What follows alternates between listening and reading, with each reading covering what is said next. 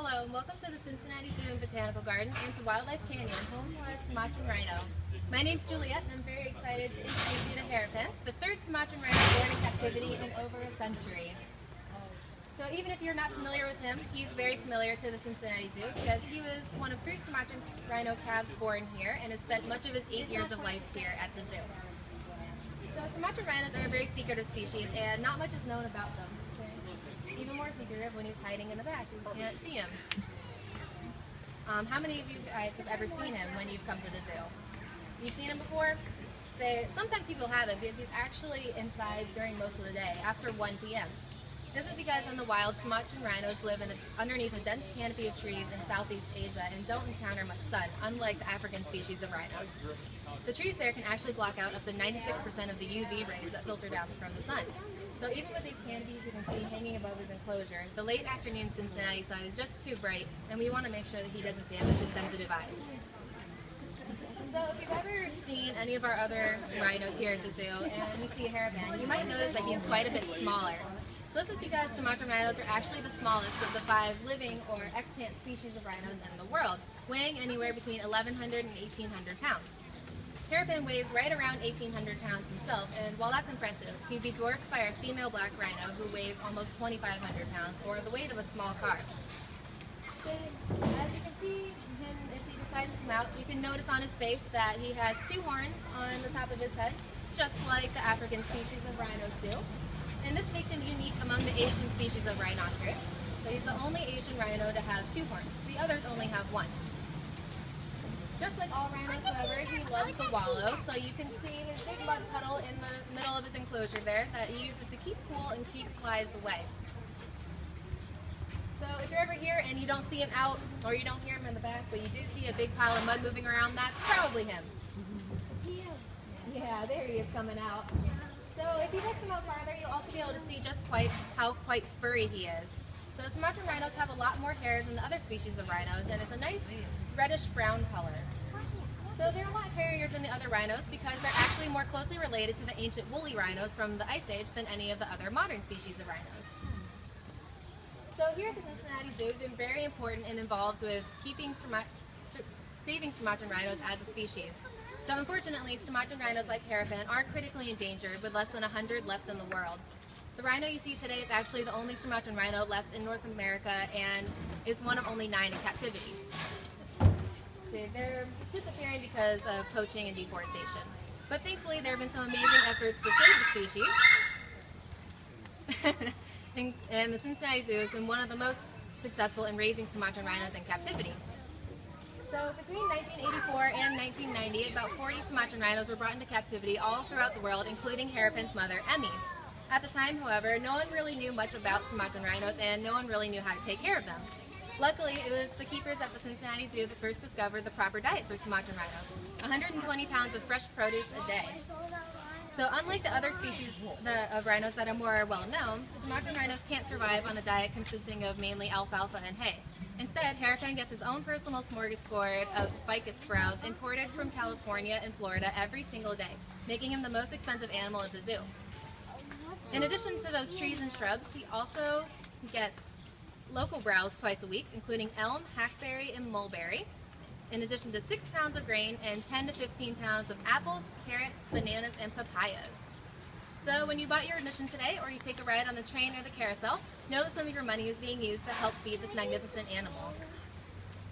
In addition to being the first institution to successfully raise Sumatran rhinos, we've also been the first zoo to successfully breed Sumatran rhinos in 112 years. So Harapan here is actually the 3rd born, but at the beginning, when no one really knew much about Sumatran rhinos, the scientists at CREW, the Center for Conservation and Research of Endangered Species, had to start at the beginning by just making simple behavioral observations about how Sumatran rhinos interact. So during their studies, they found out that male Sumatran rhinos often exhibit a lot of aggression during breeding. So in order to prevent any injuries to any of our rhinos, we had to separate the male and female and first discover when the proper time was to put a male and female rhino together. So by conditioning Harapan's mother, Emmy, to perform ultrasound tests and blood collections, the scientists at CREW were able to determine the exact right time for 2 rhinos to share the same space. Then, after that, they discovered that Sumatran rhinos often experience fluctuations in hormone levels, which can prevent pregnancies. So, by adding a progesterone supplement to Emmy's diet, they were able to... Wow, I just lost my train of thought. They added a progesterone supplement to Emmy's diet, and with that, Harapan's brother, Indalus, was born. So even though Harapan back there is the third-born calf, there's still a lot of research being done on him, and crew is continuing to work to save species throughout the world. So there's also a few easy things that you guys can do to help save Sumatran rhinos. First, you can just download the Sustainable Shopper app, and you can use that to make sure that you're not using products that use palm oil, since palm plantations are unsustainable and are one of the main reasons that habitats for Sumatran rhinos are disappearing. Second, you can take some time during your day at the zoo to go visit crew and learn more about their work saving species. But back to Harapan himself, since he's come out a little bit more now, you can see that he is quite playful back there. He is one of the sweetest rhinos you can ever meet. His favorite thing to do is grab and chew on just about anything he can reach, especially hoses. So when he's out here and there aren't any hoses for him to steal, you might sometimes see him reach up and try to grab some honeysuckle or some bamboo if it's leaning over too far into his enclosure. Makes for a good snack, and it's pretty entertaining for us to watch. And since he's been raised around people his whole life, he's very comfortable around his keepers and people like us. So he'll even know his name, and if his keepers call for him, he'll come running over to them. But unlike other animals that don't really like to be touched, he'll even come over to the side of his enclosure to get a good back rub from his keepers. If you want to get even closer to Harapan and learn more about him, make sure to check out our Endangered Excursions behind the scenes experience on the zoo's website. It's a lot of fun.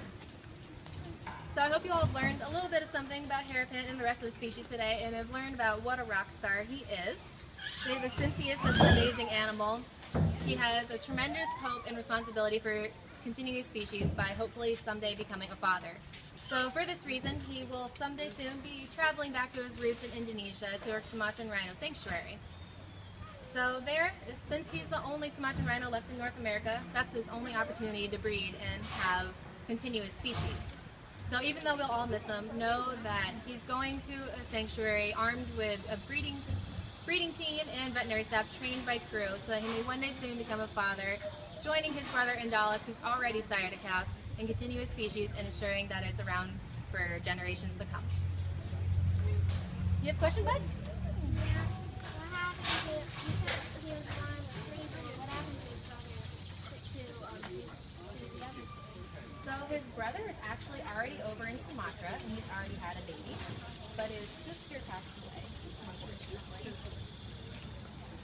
Rhinos in general sometimes have trouble getting rid of iron in their bodies, and these guys especially, so we're not really sure what happened.